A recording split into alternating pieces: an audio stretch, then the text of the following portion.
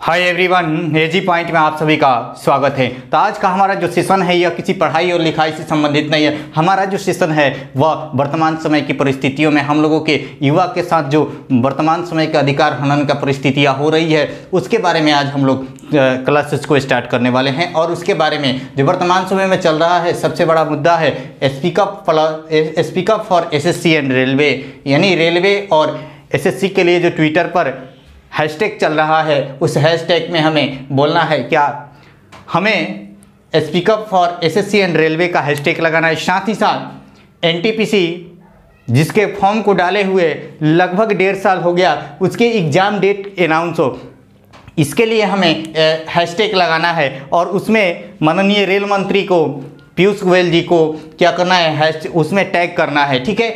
और देखिए एनटीपीसी जो एग्ज़ाम है यह एग्ज़ाम का फॉर्म आए हुए लगभग 1.5 साल हो गया, लेकिन अभी तक इसके एग्जामिनेशन डेट का अनाउंस नहीं हो पाया। इसके बाद हमारे माननीय प्रधानमंत्री जी का इलेक्शन हुआ और 4 ही दिनों में इनका परिणाम भी आ गया, लेकिन हमारी जो एग्ज़ाम डेट है इसमें कितने लोग भाग लिए थे, किसने लोगों ने फॉर्म डाला था, लगभग 2.5 करोड़ लोगों ने फॉर्म डाला था। लेकिन हमारे वर्तमान समय में भारत में जितने मतदाता हैं उससे तो कम लोग ना इसमें फॉर्म डाले थे, लेकिन उनका जो एग्ज़ाम था यानी हमारे प्रधानमंत्री जी का जो एग्ज़ाम था वह एग्ज़ाम भी हो गया, उसका रिजल्ट भी आ गया। मात्र 4 दिनों में 19 को ख़त्म हुआ और 23 को इनका रिजल्ट आ गया। लेकिन अभी तक एनटीपीसी के डेट के बारे में न ही कोई चर्चा है और न ही कोई एजेंडा बनाया गया है और न ही किसी कंपनी के साथ कोई तालमेल बैठाया गया है। और देखिए जो हम लोगों ने एनटीपीसी का जितने लोग फॉर्म डाले थे उन लोगों ने 500 रुपया और कुछ लोगों ने 250 रुपया, जैसे उनकी कैटेगरी थी उस हिसाब से सभी लोगों ने पैसे को ऐड करके फॉर्म को फिलअप किया था। और उसमें यह बताया गया था, हमारे प्रधानमंत्री का एक एजेंडा था कि 6 महीने के अंदर हम लोग एग्ज़ाम को करा लेंगे। और इन्होंने एक भी बातें बताई थी कि मैं प्रत्येक वर्ष 2 करोड़ युवाओं को रोजगार दूंगा।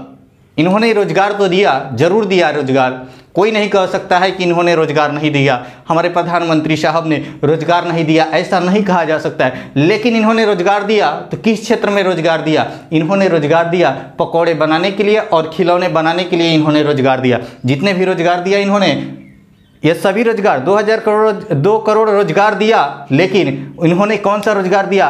पकौड़े बनाने और खिलौने बनाने वाले रोजगार को दिया। अब देखिए तीसरा जो हमारा हैशटैग चल रहा है वह है नो जॉब नो वोट। यह इस हैशटैग में हमारे बिहार के मुख्यमंत्री जी नीतीश कुमार जी को जरूर ऐड करें, क्योंकि वर्तमान समय में बिहार के मुख्यमंत्री की परीक्षा है, यानी इसकी परीक्षा होने वाली है। तो इसमें हम लोगों को अगर जॉब नहीं मिला तो हम लोग वोट नहीं देंगे। और देखिए जो हमारे बिहार की एजेंडा है, कोई भी एग्ज़ाम जो है पारदर्शिता पूर्ण नहीं होता है, कोई भी एग्ज़ाम पारदर्शिता पूर्ण नहीं होता है। हमारे बिहार के जितने भी एग्ज़ाम हैं उन सब में क्वेश्चन लीक हो जाते हैं, एग्ज़ाम से पहले क्वेश्चन लीक हो जाते हैं, उसके बाद क्या हंगामे होते हैं और उसके बाद भी एग्ज़ाम अच्छे से कंडक्ट नहीं हो पाते हैं। अच्छे स्टूडेंट का रिजल्ट नहीं होता है और कमज़ोर स्टूडेंट का रिजल्ट हो जाता है। यह क्यों होता है? तो हमारी जो गवर्नमेंट है वो पारदर्शितापूर्ण एग्ज़ाम को नहीं ले पाती है। अब देखिए यूपीएससी का एग्ज़ाम पारदर्शितापूर्ण होता है, उसमें कोई भी प्रॉब्लम नहीं आता है, बीपीएससी में भी कोई खास प्रॉब्लम नहीं आता है। लेकिन यह जो छोटे लेवल के एग्जाम होते हैं, चाहे दरोगा का हो चाहे कांस्टेबल का हो, इसमें क्यों पारदर्शिता नहीं रखी जाती है?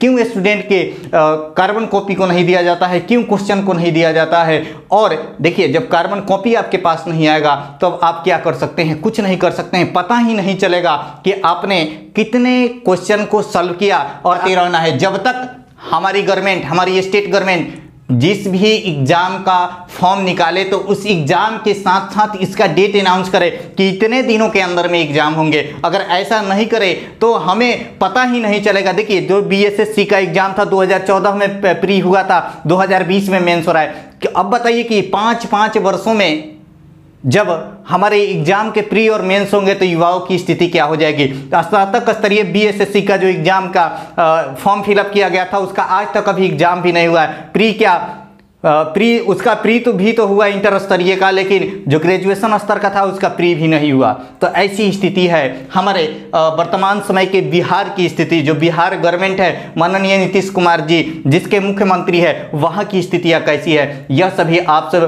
सब को मैं बताने जा रहा हूं। देखिए, वर्तमान समय की जो हमारे राज्य और देश की स्थितियां हैं उसके बारे में मैं कुछ बातें बोलना चाहता हूं कि भर्ती निकले तो इम्तिहान नहीं। जैसे हमारे एनटीपीसी का भर्ती निकला था और उसका एग्जाम नहीं हुआ आज तक, उसका कोई डेट भी अनाउंस नहीं हो पाया कि कब उसका डेट होगा और कैसे एग्जाम होंगे। लेकिन हम लोग इस हैशटैग के द्वारा एग्जाम डेट को जरूर ही लेंगे और हमें लगे रहना है, हमें शांतिपूर्ण तरीकों से लगे रहना है। हम लोग जरूर ही अच्छे मुकाम तक जाएंगे। अगला जो है कि परीक्षा हो तो परिणाम नहीं। अगर परीक्षा हो रहा है, जैसे एसएससी CHSL का एग्जाम हुआ और CGL का एग्जाम हुआ और अभी तक उसका परिणाम नहीं आया, ठीक है। अब परीक्षा हो रहा है लेकिन उसका परिणाम नहीं। अगर परिणाम निकल जाए तो उसका ज्वाइनिंग नहीं, अगर परिणाम भी निकल जा रहा है तो उसका ज्वाइनिंग नहीं हो रहा है। तो अब बताइए कि हमारे युवाओं के साथ आखिर क्यों ऐसा उनके सम्मान नहीं, हमारे युवाओं का आखिर क्यों सम्मान नहीं। जो भर्ती निकल रहा है तो उसका इम्तिहान नहीं हो रहा है, अगर परीक्षा हो रहा है तो उसका रिजल्ट ही नहीं दिखाया जा रहा है और आपका रिजल्ट मात्र 4 दिनों में आ जा रहा है। जब देश में उतने बड़े एग्जाम, उतने बड़े वोटिंग हो रही है जिसमें देश के सभी मतदाता भाग ले रहे हैं और उनका मात्र 4 दिनों में ईवीएम मशीन के द्वारा कंप्यूटराइज हो रहा है। और जो हमारे एसएससी का एग्जाम भी तो कंप्यूटराइज हो रहा है, लेकिन उसका जो हमारा रिजल्ट है वह टाइम से नहीं हो रहा है। क्यों, आखिर क्यों हो रहा है? क्यों उसमें शांतिपूर्ण और सौहार्द तरीके से एग्जामिनेशन को नहीं लिया जा रहा है? पारदर्शितापूर्ण एग्जाम क्यों नहीं हो रहा है? इसके बारे में आप लोग जरूर बताएं। अब देखिए, हमारे हर भर्ती जो है, हमारे भारत की हर भर्ती है वह पंचवर्षीय योजना बन गई है। भारत की हर भर्ती, क्यों हर भर्ती पंचवर्षीय योजना है? क्या यह हमारे नई और सुविकसित भारत की एक परियोजना है? क्या एक परियोजना बन गई है कि 5-5 वर्षों में हमें एग्जाम लेना है? ऐसी क्यों परियोजनाएं बन गई है? देखिए, हम जो हैं, हम लोग युवा हैं और कहा जाता है कि आग, पानी और हवा के साथ, वायु के साथ कभी भी नहीं खेलना चाहिए। मैंने जब क्लासेज को स्टार्ट किया था तो उसी समय मैं बताया था कि वायु जो होता है, वायु, इसी को अगर पलट दें तो क्या होता है? युवा बन जाता है। वायु को अगर पलट दिया जाए तो युवा बन जाता है। तो वायु को जिस प्रकार कोई नहीं रोक सकता है, ठीक उसी प्रकार युवा को भी कोई नहीं रोक सकता है। अगर वायु को नहीं रोक सकता है तो युवा को भी नहीं रोक सकता है। अगर युवा चाह दे तो इसे कोई रोक नहीं सकता है। लेकिन वर्तमान समय में हमें कोविड की स्थितियों को ध्यान में रखना है और हमें शांतिपूर्ण से और सौहार्द तरीके से इस हैशटैग वाले आंदोलन को स्टार्ट रखना है, ठीक है। हैशटैग वाले जो हमारे हैशटैग वाले जो आंदोलन चल रहे हैं उसको हमें स्टार्ट रखना है।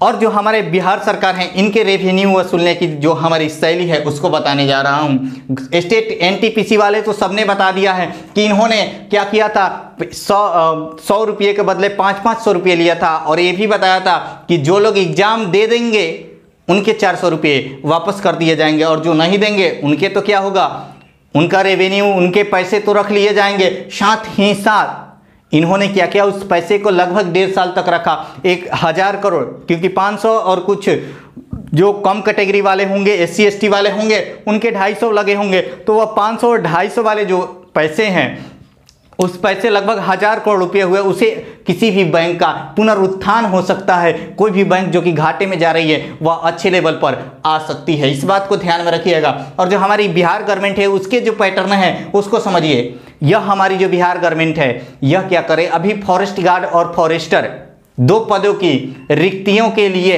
इन्होंने ऑनलाइन अप्लाई फॉर्म स्टार्ट किया था। अब उसमें देखिए, एक दोनों का एलिजिबल कैटेगरी जो है, माने हम लोगों की इंटर स्तरीय दोनों एग्जाम है और दोनों के लिए अलग अलग फॉर्म निकला। क्या उसी में ऑप्शन नहीं रखा जा सकता था कि आप दोनों को चूज करें? तो यह सभी क्या है, रेवेन्यू वसूला जा रहा है हम लोगों से। युवाओं के साथ रेवेन्यू वसूला जा रहा है, युवाओं से पैसा लिया जा रहा है और उस पैसे को, सभी पैसे को क्या किया जा रहा है, तो हमारे जितने भी राज्य स्तरीय चुनाव हो रहे हैं उन सभी में खर्च किया जा रहा है। तो हम युवा मूर्ख नहीं हैं, हम युवा मूर्ख नहीं है, इस बात को ध्यान में रखिएगा। यह इसलिए हमने टैग चलाया है नो जॉब नो वोट जो हमारी टैग चल रही है वर्तमान समय में, आप लोग ट्विटर पे जाएं और हमारे वर्तमान समय के मुख्यमंत्री जी श्री नीतीश कुमार जी को जरूर ऐड करें नो जॉब नो वोट में। क्योंकि देखिए जितने भी एग्जाम अभी दरोगा लेवल की जो एग्जामें हुई थी उसमें क्वेश्चन पेपर लीक हो गए थे, क्वेश्चन पेपर पहले ही आउट हो जा रहे हैं। क्यों हो रहा है? बिहार का कोई भी एग्जाम हो जिसमें क्वेश्चन पेपर नहीं आउट हो,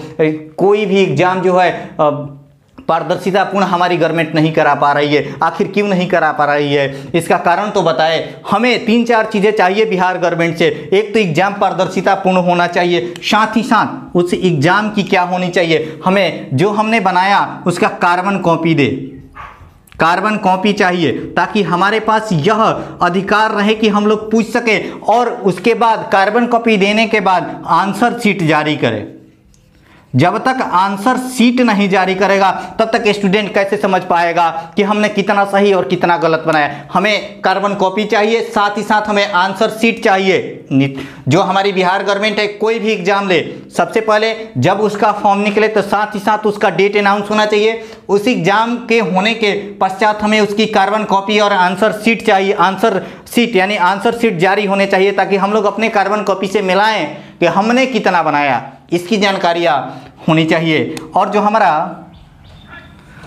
थर्ड है, देखिए आंसर शीट चाहिए, और जो हमारा थर्ड है वह है कि एग्जाम को पारदर्शितापूर्ण होना चाहिए। पारदर्शितापूर्ण, पारदर्शितापूर्ण का मतलब कि हमारे जो एग्जाम हो रहे हैं उस एग्जाम में कहीं भी जो भी आपके शिक्षा माफिया हैं उन सब पर रोक लगाया जाए, उन्हें पकड़ा जाए। तो उन्हें देखिए ये जो हमारी दरोगा की एग्जामें हुई थी उसमें आंदोलन भी हुए थे, बहुत सारे लोगों ने आंदोलन में भाग भी लिया था, लेकिन वह आंदोलन पूर्ण रूप से सफल नहीं हो पाया। ठीक है, तो आप लोग देखिए जो भी आंदोलन जो भी चीज़ें होती है वह एक तरीके से होने चाहिए। मैं बिहार गवर्नमेंट से यही मांग करता हूँ। ठीक है, इस एग्जाम में धोखाधड़ियाँ हो रही है, यह एग्जाम की सारी व्यवस्थाएं हैं, सभी कोई भी व्यवस्थाएं अच्छी नहीं है। आप लोग बिहार के जितने भी युवा हैं उन सभी लोगों को, बिहार के जितने भी चैनल है उन सभी लोगों से मेरा रिक्वेस्ट है कि आप सभी इस हैशटैग को लगाएं और इन बातों को उठाएं, जैसे कि राजस्थान में उत्कर्ष क्लासेज ने उठाया और इसे